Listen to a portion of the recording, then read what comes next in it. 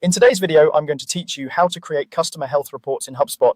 By the end, you'll understand how to bring key signals together like engagement, satisfaction, and support activity so you can quickly spot healthy relationships and customers who might need attention.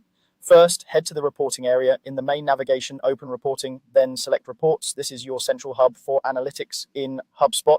In the top right, click Create Report. That button is your starting line and it opens the tool where you'll build a report tailored to your customer health goals. If you're switching between accounts or views, make sure you're in the right one before you begin to avoid mixing data from different teams or regions. Next, choose the Custom Report Builder. This option is important because customer health isn't stored in just one place.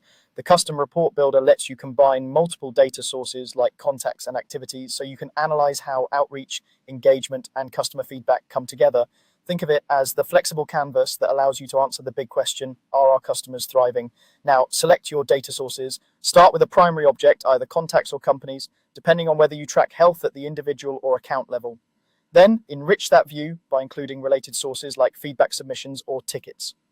Feedback submissions help you capture satisfaction signals such as surveys and NPS. Tickets add crucial context about product or service issues that could impact a customer's overall experience. When you combine these sources, you can see patterns like highly engaged customers who still have multiple open tickets, or a company with a strong NPS but declining activity. Keeping your primary object aligned with how your team works ensures cleaner results and clearer insights. With your sources connected, define the health metrics that matter. Open the Properties tab and look for indicators such as last engagement date to understand recent activity, NPS score to gauge sentiment, and number of open tickets to assess friction. These properties are the building blocks of your health view. Consider how they work together. Frequent engagement paired with a high NPS often signals stability, while a rising ticket count with a stale engagement date may flag risk.